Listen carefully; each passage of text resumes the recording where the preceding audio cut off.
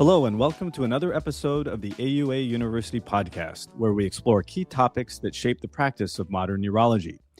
I'm your host, Dr. Mark Gonzalgo, professor of urology at the University of Miami and chair of the AUA Office of Education. Today we'll be taking a comprehensive yet practical look at one of the core areas of endourology, the surgical management of urolithiasis. We'll cover the full spectrum from the initial evaluation of an acute stone event to the technical nuances of SWL, ureteroscopy, PCNL, and intracorporeal lithotripsy, and even some special surgical considerations for complex cases. I'm delighted to be joined by two leaders in endourology, educators who are shaping the next generation of urologists and bringing tremendous experience and perspective to this conversation. I'm pleased to welcome Dr. Marcelino Rivera, Assistant Professor of Urology and Endourology Fellowship Director at Indiana University. Dr. Rivera's clinical and research interests center on minimally invasive management of complex stones and optimization of surgical outcomes. And Dr. Max Shelton, Assistant Professor of Urology and member of the Endourology Teaching Faculty at Indiana University. Dr. Shelton has expertise in advanced ureteroscopic and percutaneous techniques and a passion for surgical education and technology innovation. Marcelino, Max, welcome to the program. Dr. Gonzalgo and members of the AUA core curriculum faculty, I really want to thank you for the opportunity to discuss, I think, something that's all very close to us in terms of understanding management and discussing management of urolithiasis. Thanks again. Yeah, Dr. Gonzalgo, thank you so much for having us. We're really excited to have a chance to talk about a topic we're both very passionate about and hope we can do some educating today. Great. So let's begin with that all too familiar scenario, the acute stone event. Can you walk us through your initial approach when a patient presents with suspected ureteral colic? Sure, happy to take this one. So, I mean, this is something that every urologist is so familiar with. You got a patient coming into the emergency department or maybe your clinic, and they have an acute stone. They are in pain. And the first thing you want to do is you want to see that patient. You want to get their history. You want to know, hey, is this their first stone event? Have they had previous stone events? Have they seen you before for a stone? You want to know if they have a normal anatomy, normal GU anatomy, if they've had any reconstruction, any, say reimplants or bladder substitution, anything like that. You want to know. You want to do a physical exam. Very, very straightforward, but something often missed. Sometimes patient will tell you, hey, I had some surgery done on my belly, but I'm not sure. You're gonna do a physical exam, and you're gonna see if there's something going on there. Basic labs. So usually by the time we get to the emergency department, they've already got a CBC, they've got a chem panel, a basic metabolic panel, and a urinalysis. So we want to evaluate for, is there evidence of infection? Do they have a white blood cell count? Do they have acute kidney injury? Urinalysis is going to be extremely helpful to evaluate for infection. Obviously, if there is a concern for infection, well, then we're going to go down a different pathway than if it's simply just a symptomatic stone event. From there, probably the emergency department or maybe your clinic has gotten a CT scan in advance, and you can see, is there obstruction? Is there hydronephrosis, which is concerning for obstruction, and maybe some ureteric stranding or urinary extravasation. So all of these signs and symptoms are going to point you in a direction of what's the next step, right? So first things first, if the patient has obstructive pyelonephritis, you're going to go right to the operating room and you're going to stent them or place a nephrostomy tube. Urgent drainage is the number one thing to do for that patient to reduce their risk for SIRS and sepsis. Now, if the patient is not having no evidence of infection and really it's a pain control issue, well, then you're going to really start and talk with your colleagues and manage them expectantly with typical medical expulsive therapy, whether that be ketorolac, Toradol for pain control, which is excellent. We usually recommend starting with that and then escalating as needed. Also understanding that, based on the size of the stone and location of the stone, the likelihood for passage is going to be different. So a distal stone that's relatively small, well, you're going to start that patient probably on medical expulsive therapy, make sure that they are adequately treated with regards to pain control and no evidence of infection, and then, see them back, within a reasonable amount of time. Obviously, you're going to talk to patients about side effects of all medications, whether that be NSAIDs causing potential for AKI, or even tamsulosin used off-label. You're going to talk to them about floppy iris syndrome, etc. And then also indications for surgical treatment. So if they are unable to pass the stone, have pain that is too great and poorly managed, well, that patient's going to come back and you're going to have to remove that stone. But, the acute stone event, really you want to focus on history, labs, CT imaging is always preferred, and then management based on your findings from there. Great. So even from the first encounter, decision-making is a balance between observation, temporizing measures, and knowing when to intervene, particularly when infection or intractable pain enters the picture. Let's talk about shockwave lithotripsy. Okay, so despite being one of our oldest modalities, shockwave lithotripsy has evolved significantly. Can you give our listeners a refresher on the physics and key factors for success? Certainly. Shockwave is a technology that became very popularized in the early 1980s. We were lucky at Methodist that this is the first place in the country where shockwave was introduced. And it's based on a series of different changes that occur to the stone during treatment. So we think of the physics of shockwaves and what they do to stones characterized as shear stress, spall fracture, superfocusing, squeezing, cavitation, and fatigue. The physics to this is fairly complicated, and I think the important point to drive home is that it's not just one mechanism of action that's happening on the stones, but it's a series of different mechanisms that add up to cause stone fragmentation and allow the patient to pass the stone. So there are 3 different lithotripter designs that are popular. The initial design was an electrohydraulic lithotripter, which generated a shock wave beneath water. So that's the classic bathtub that we think of when we look at those old pictures of shockwave machines. And then more recently, there have been development of electromagnetic and piezoelectric systems. And the benefits of these two, they allow the shockwave to be a little bit more focused. It's also delivered with a machine that's transportable, the vast majority of the time. So it's made shockwave lithotripsy a little bit more convenient to deliver to patients at different locations instead of them having to come to a room that's already been set up with a very large machine and a water bath. So when we think about indications and contraindications, these are obviously very important topics.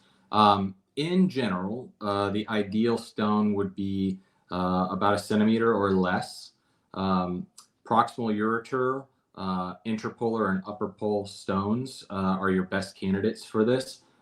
Distal ureteral stones are treatable with shockwave, but it's less ideal than doing semi-rigid ureteroscopy. So we tend to favor ureteroscopy these days for distal stones. Composition considerations are really important. So hard stones are going to be harder to treat. Classically, we think of cystine stones and brushite stones as being the most challenging ones to treat, but you can do simple Hounsfield unit calculations preoperatively or in the clinic to assess.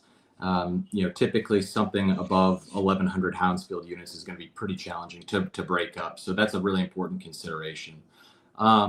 And then lastly, skin to stone distance is really important. The larger the patient or the greater the distance, the more challenging it is to see success. So the hard and fast rule is about 10 centimeters is your go-to for measuring that. Great. I find the physics of SWL fascinating because that's really where the magic happens. And we know when patients become treated for this, sometimes complications can arise. Can you discuss this as well as any pearls on avoiding complications? Sure, I can do a little bit of that. So when we think about ways to avoid complications, well, the number one complication that we see in patients when we do shockwave lithotripsy is, well, they get hematuria, right? So there is a wave that's being focused into the kidney, into the stone, and that's going to cause some degree of damage to the kidney itself. Something you can do that's very, very straightforward is you can do what's called a pause. So in general, you will go ahead and begin your treatment at a relatively low energy, and then treat for a period of a couple of minutes. And then once you've reached, say, 500 shocks, just do a pause. That allows the essentially the vasculature of the kidney to vasoconstrict. And this is actually quite well studied at reducing perinephric hematoma rates. So doing a procedural pause for a matter of a couple of minutes will allow vasoconstriction and protect the kidney. The second thing you want to do is do what's called a ramping phase. So you'll start at lower energy to begin the procedure and then ramp up as you go. Additionally, usually every 500 shocks, you go an additional energy level.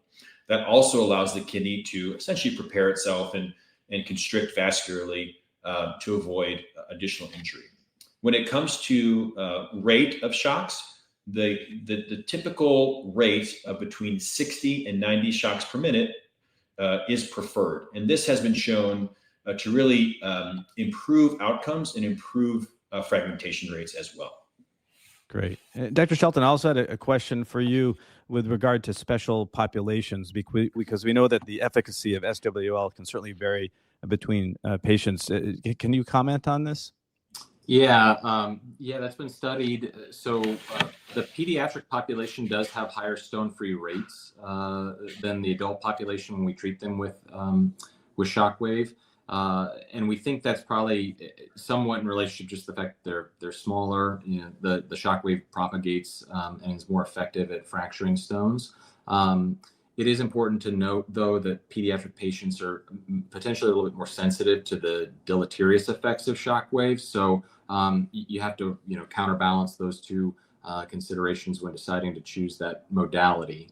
Other populations that can be tricky are renal ectopia, horseshoe kidneys, patients who are obese. All of these create challenges with just propagating the shockwave and actually targeting appropriately. So we tend to recommend not doing that.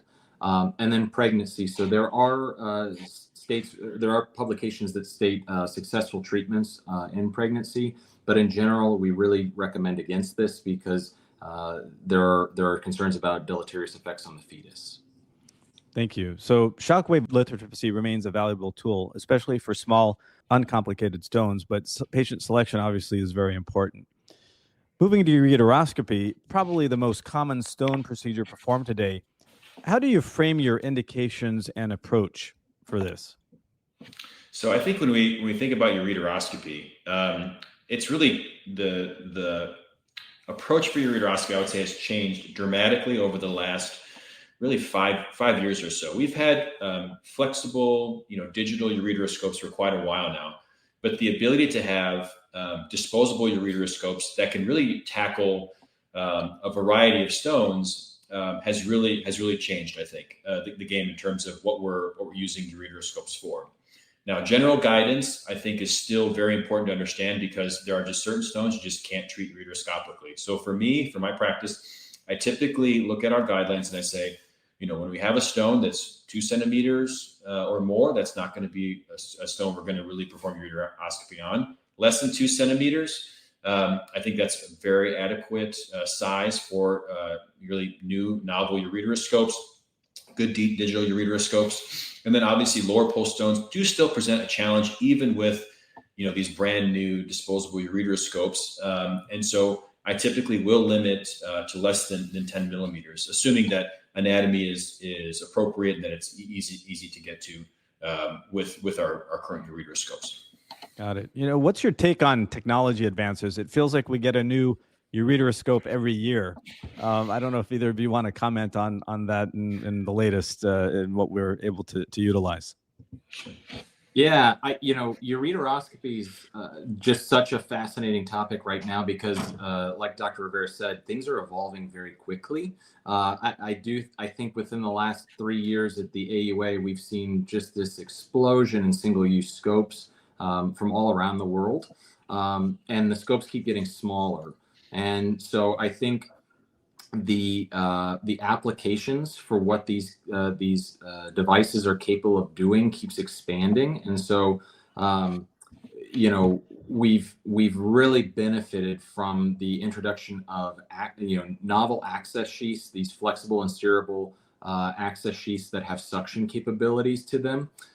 In addition, we've seen suction scopes like the CVAC scope that has the ability to actively suction debris from the kidney in ways that we have not previously seen. So ureteroscopy, traditionally has been that, 1 to 2 centimeter stone in the kidney that you're, kind of debating, do I shockwave it? Do I, do a perk? And, that's where we're pushing the limits with ureteroscopy. But now I think we've really seen larger and larger stones are treatable in a more efficient time manner than we've ever seen before. So really impressive. Great. And just as before, in dealing with patients, we can often encounter complications. Any insight into complications of ureteroscopy, any pearls for prevention? And you mentioned now we're potentially having newer, or I should say more advanced approaches with regard to indications for ureteroscopy. I don't know if you guys can comment on that.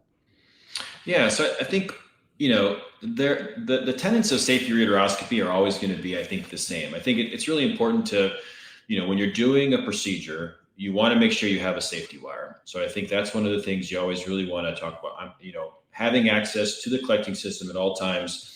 In the event of a perforation or forbid an avulsion, you have the ability to drain the kidney directly. So, that baseline of even if you're using a navigable sheath or some of these novel ureteroscopes, you really want to utilize the same safety metrics you would before. So you're going to place your navigable sheath, you're going to perform the procedure as you would typically, but you have the ability to, I think, extract smaller stones, smaller pieces of debris that we would not really be able to remove, and also tackle these infectious stones that are extremely fragile that just disintegrate when you try to remove them with a basket. So it's really helpful to use this technology, I think, in the right setting. There are some other novel scopes that also have the ability to monitor pressure. Now, the pressure in the kidney, we previously weren't really, able to study in the human kidney. There have been some investigations looking at, pressure in the kidney and relating it to infection rates or systemic inflammatory response rates. And we do think that high pressure in the kidney can lead to potential injury and infection. And these sheaths, we believe, have the ability to lower that pressure in the kidney and have the ability to remove additional stones that we weren't able to in the past. Great. So it seems still clearer vision, controlled energy, as you mentioned, pressure and patience, the uterus and patient's best friends. Yeah. The continuous evolution in scope design and access systems has really truly reshaped safety and efficiency. It's remarkable how far endoscopic stone surgery has come in the past decade. Now let's tackle PCNL, still the gold standard for large or complex stones. What are the key decision points in planning for a percutaneous approach? So, stone size criteria is the main indicator for choosing PCNL. Now, there are additional reasons why you might consider PCNL. Certainly, challenging patient anatomy, stenotic ureters that are just not going to accommodate, our typical ureteroscopic equipment would be a qualification. 1 centimeter or larger lower pole stones is an indication for PCNL. And certainly, patient preference. Some people do not tolerate stents under any circumstances, and they request to have mini PCNL or standard PCNL done just simply for that reason. But stone size greater than 2 centimeters in the renal pelvis or upper pole is the standard indication, or greater than 1 centimeter in the lower pole.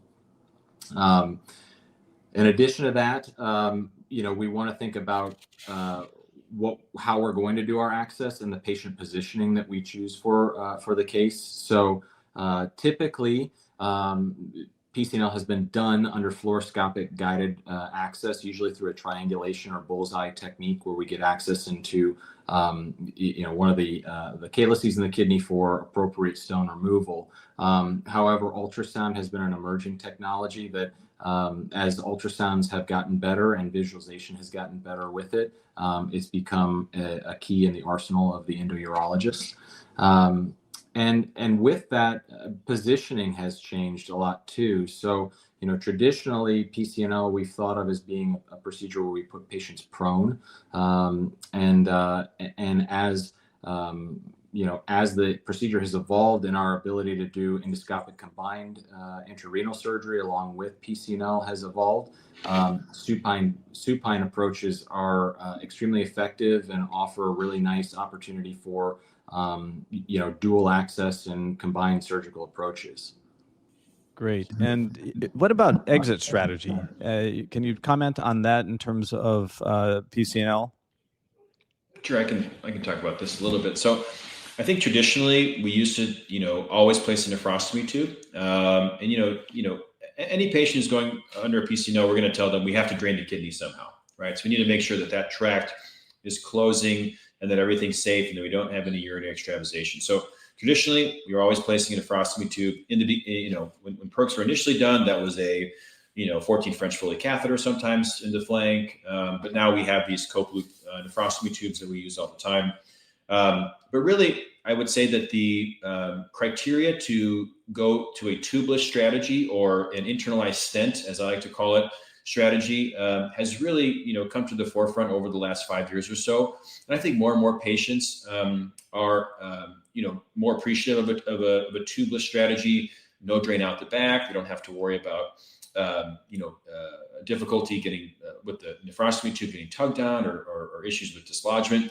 So, really, we want to think about what's the best criteria for tubeless versus nephrostomy drainage. Well, when in doubt, put a nephrostomy tube in. If there's any concern with not getting all of your stones, not clearing all the stones, put an F tube in. You're going to do a secondary procedure, no problem. Extensive bleeding, you're probably going to put a larger nephrostomy tube in. If you're concerned about injury, so let's say, maybe you went above the 11th rib, you probably want to think about placing a nephrostomy tube to really study that tract. Much more controlled system. Obviously, for colonic injury, if that ever happens, you have to think about drainage in a very different way. But really, when in doubt, put a nephrostomy tube in. Now, if it's a case where you're confident that very low risk for injury, got all the stones out, well, then I think a tubeless strategy is very reasonable. Placing that stent and then just, coming out of the kidney, you're going to be just fine with that kind of drainage. So really, when in doubt, place an F tube if there's any concerns. But otherwise, for a very straightforward perc, it's very reasonable, I think, to just place a stent and perform a tubeless procedure. Just like the other approaches for stone management, you can experience complications with PCNL. And you mentioned briefly the colon injury. It reminds me of the classic SASP in-service or board's question on that colon injury during PCNL. Any other comments on complications that you might see or experience and measures to prevent any of these complications? Yeah, complications have to be in the forefront of your mind before you can start surgery. So one thing I would say is extremely important for any urologist considering PCNL is you need cross-sectional imaging before surgery. You noted the classic SASP question about colonic injury. Those are things that can happen to excellent surgeons, but being well-versed with what your patient's anatomy looks like, preoperatively knowing exactly where the bowel is or the spleen is or any visceral structure nearby is extremely important. So I think the first step to managing complications is doing your best to prevent them before they happen, but then understanding that these things, no matter how good you are or how careful you are, do happen. So one of the dreaded things that we see with PCNL is sepsis. It's not as common as you might expect it to be. It's usually in the literature quoted to be somewhere around 2% or less. But it is a very serious situation when it does develop. Being aware of who those patients are that are at risk for sepsis. So our classic staghorn, struvite, infected stone patients are going to be the ones that we worry about the most. Being aware of what their preoperative cultures grow, making sure they're on appropriate preoperative antibiotics, covered appropriately intraoperatively, and then monitored closely post-op is extremely important. When they do become septic, recognizing this as soon as possible is the best treatment strategy and management strategy. So, not being afraid to escalate care, get them ICU level care when they need it, etc. We also do worry about hemorrhage. So the kidney is well vascularized. I tell every patient that the kidney gets a lot of blood flow. That's what its job is. It's supposed to be filtering at all times. So number one, aiming for papillary puncture. Again, preventative strategies, trying to aim for the most avascular sites for access that you can. But even under the best conditions, you can still get a vascular injury during the surgery. Now, if the vascular injury is recognized intraoperatively, then placing a nephrostomy tube and halting the surgery and making sure the patient is hemodynamically stabilized, transfused as needed, and then taken to interventional radiology for embolization as needed if we're concerned about that serious level of hemorrhage.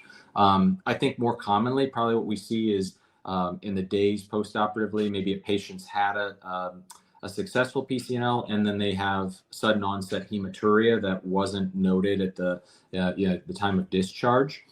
This should perk your concern up for pseudoaneurysm.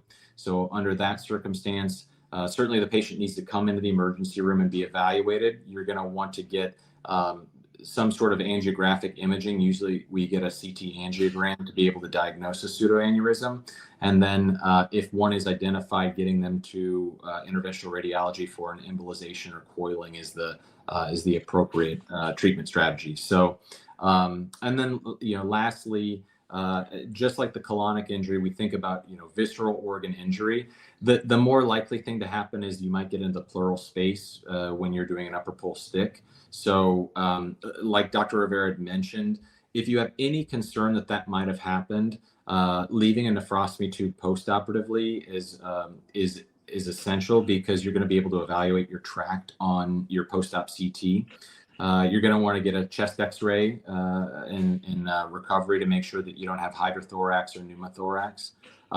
And the majority of the time that this does happen, it can be managed with a small diameter drain into the pleural space until the fluid collection resolves, and then it can be safely pulled in conjunction with your thoracic surgery or general surgery colleagues consulting with you. But luckily, these visceral injuries are quite uncommon. I think the big thing is postoperative imaging and high level of suspicion for these things is important, so that we recognize them early. So PCNL really is as much art as science. Patient selection, imaging, and access planning, as you've pointed out, all really will help determine success. So let's close the surgical toolbox with intracorporeal lithotripsy. Okay, the technology has evolved dramatically. Can you walk us through what's new? Sure. So I think, we're on like the cusp right now of really, really, I think, fascinating high power lasers. And I think lasers, when we think about them, are, essentially placed into two boxes. We have flash lamp lasers and we have diode lasers. So the way that the light energy is being created. So your traditional holmium YAG laser is, a flash lamp laser. We know these, they can go extremely high in terms of your power. And so when we think about the amount of energy that we are bringing to the stone, we now have lasers that have up to 150 watts of power. That's quite a bit of power to fragment stones and dust stones. And these lasers can do what's called pulse modulation or variable pulse width to reduce retropulsion of the stone and allow for better fragmentation and cavitation of the stone. Thulium fiber lasers are probably the newest kid on the block, I would say. And when we think about a thulium fiber laser, this is a diode laser. So this uses much less energy. So you need a much smaller outlet. You can use a traditional 120 volt outlet. And this has a much, much lower peak power. And so what you get is much, much less retropulsion of the stone, but you can actually have much, much higher rates of pulse rates. So what that allows you to do is to create extremely fine dust, which can, which is really the whole idea behind dusting instead of fragmentation. So you create a very, very fine dust that can be evacuated either with a suction access sheath or the patient will pass it on its own. So the whole concept of, dusting versus fragmentation has really emerged, I think, because of the thulium fiber laser. And, we can now use the holmium laser to dust somewhat, but the thulium fiber laser really can create extremely fine dust and really allow for suction or for the patient to pass on their own. Nice. So, it's nice you point out the differences between each of the lasers. What about the older technologies? Traditionally, the original technology that came about was electrohydraulic lithotripsy. So this was an underwater spark plug that vaporized water and created plasma that was focused at the stone for fragmentation. The lowest margin of safety, and it's currently not recommended for any ureteroscopic stone extraction. So I have never seen this technology in practice just because it's no longer recommended and not actively in use. Likewise, there have been ultrasonic intracorporeal treatment systems that use these piezo ceramic crystals available only in rigid instruments that allow a hollow probe for suction. Again, not a technology that I've seen actively used, at least within the United States, within my training time frame, but it is a historic technology.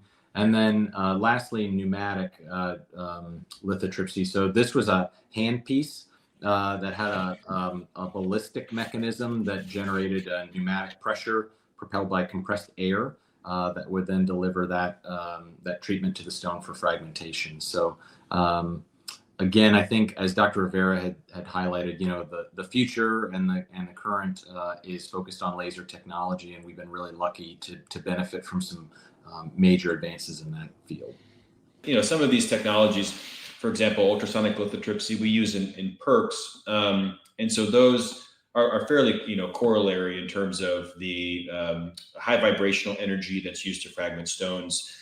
Some of these lithotripters also have electromagnetic kind of pulsations that will fragment the stone as well. But really, when you're talking about traditional intracorporeal lithotripsy, it's really lasers, and more lasers.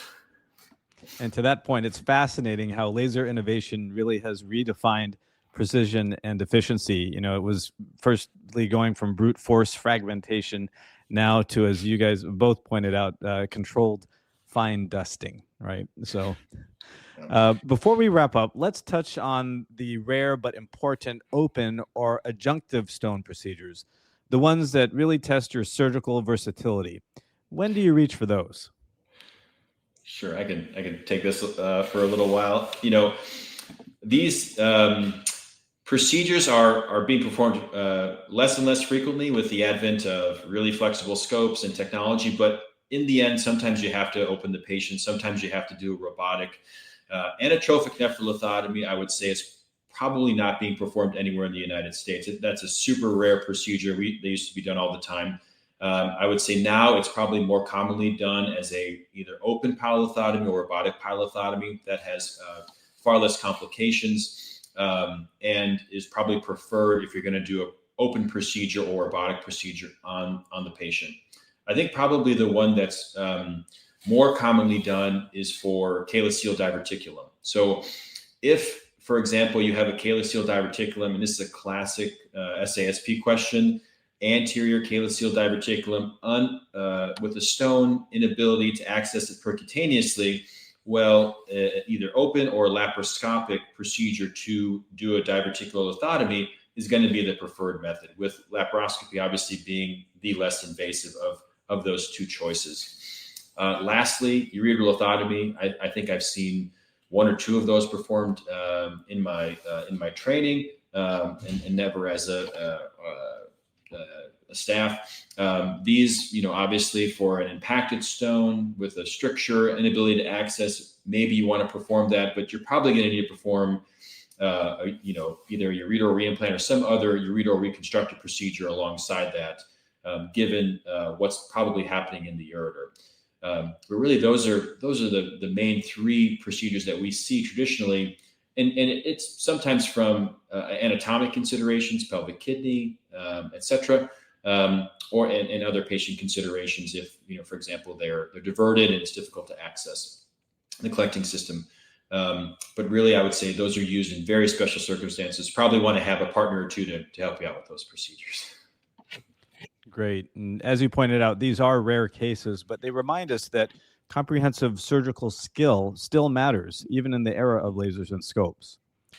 Dr. Rivera, Dr. Shelton, thank you both for an incredibly rich and practical discussion. From initial evaluation to the latest laser platforms, the management of urolithiasis continues to evolve, and our role as urologists is to match each patient's anatomy, stone, and circumstances to the right intervention.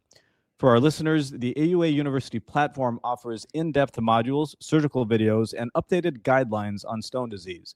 Visit auanet.org/university for more information. I'm Dr. Mark Gonzalgo. Thank you for joining us. And as always, stay curious, stay precise, and keep advancing the art of urology.